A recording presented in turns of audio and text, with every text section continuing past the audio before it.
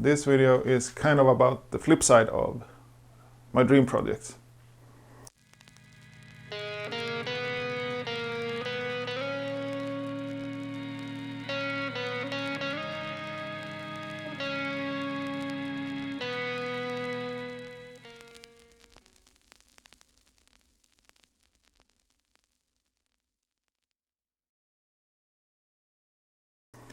So this video is about what I never shoot in any way or form, or at least absolutely never photograph again.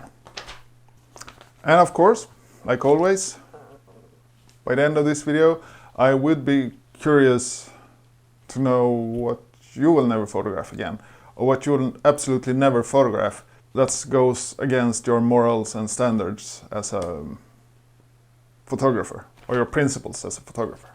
But first, let's talk about me. I love talking about me to a camera that never answers back because I'm an introvert.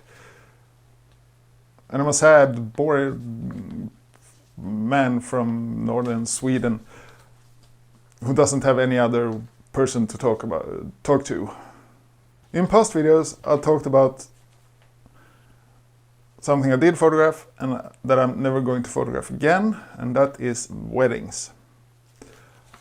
I will never destroy another wedding again by taking bad, sad, boring wedding photographs that looks like a funeral. That will never happen again, I promise. The world, the universe, the multiverse, the microverse, every verse is out there that's known to man or unknown to man. I will never ever photograph a wedding again because I barely got out of one alive, and I don't need that stress anymore. I don't need that stress of documenting someone's best day in their lives, making it look like their worst day of their lives. I don't need to do that. Not anymore. Not again. Another thing I'd never photograph again is nothing that really goes against my principles or personal beliefs or something like that. But it's something that scares me to hell and back again, and that's heights. I once said yes to photograph some rock climbers, and did I regret that? Oh boy, did I regret that. It actually meant me climbing on a fucking rock, trying to photograph these lunatics hanging on even larger rocks on the sides of cliffs and just pretending to be Spider-Man. And that's nothing I'm going to do again, ever again. I even had to cheat to get the photographs they wanted by me climbing up on a small rock, crouching down on my knees, being just about a meter or a meter and a half up above ground, being afraid of dying, shooting upwards, photographing these lunatics, just to create the illusion of them being higher up than they were. That's also something that's so stressful, I don't feel I really need it anymore. And now I have no interest of going to nature to do photography, so I can always use that as an excuse. I do not photograph people and I do not photograph nature, so why on earth would I get up on a rock or a mountain to do rock climbing photography?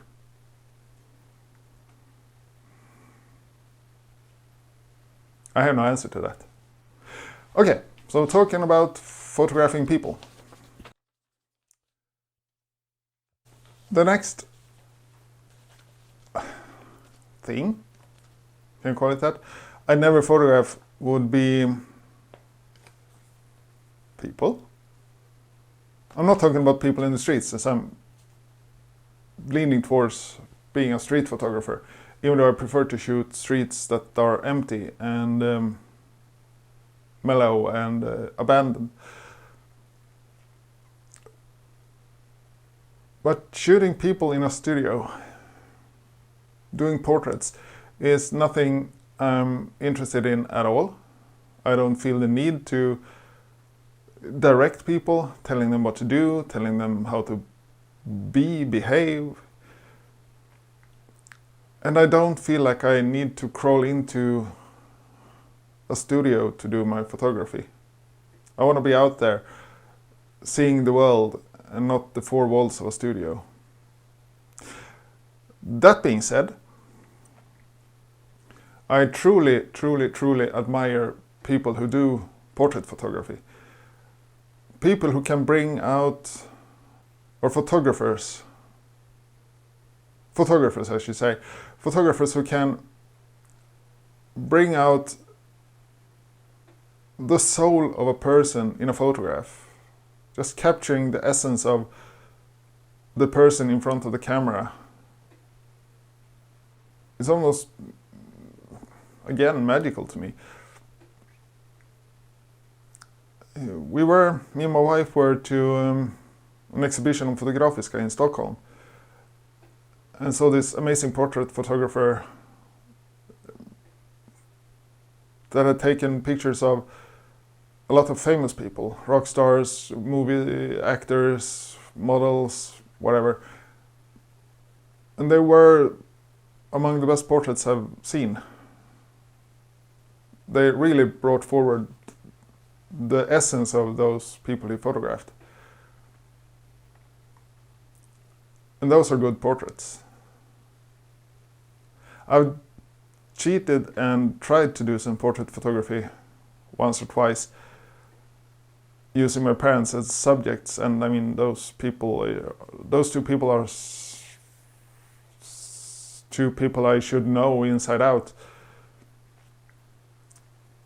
And no, it didn't work. Not even as a photograph for a driver's license. It got rejected by the State Department that issues driver's license. They send it back and just, no, your photo sucks, do it again. So no, I wouldn't do that again either.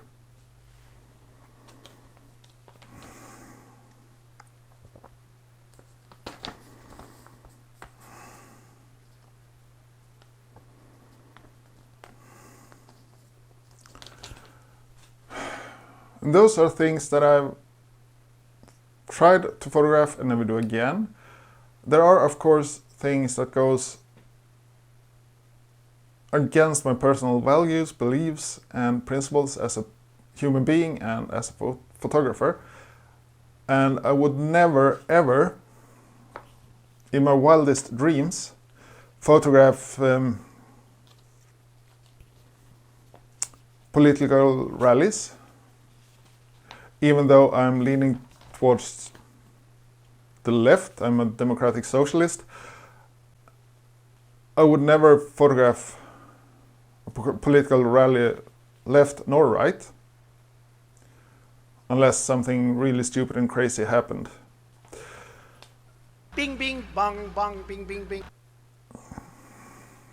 And I never photograph people in vulnerable situations. I would never take advantage of a person in distress, like after a car accident or serious illness, or like beggars on the streets, unless they ask me to take their portrait or their picture.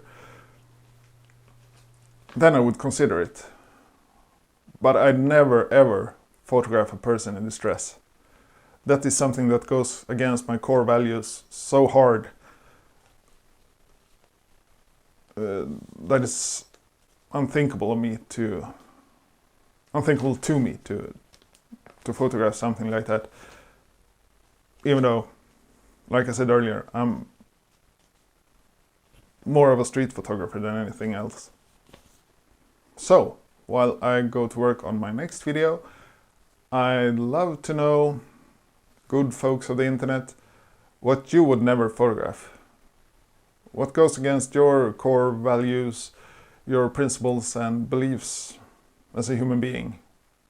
What would you never ever photograph even if your life depended on it, with a gun to your head. Think about that, and you'll see me later. Bye for now.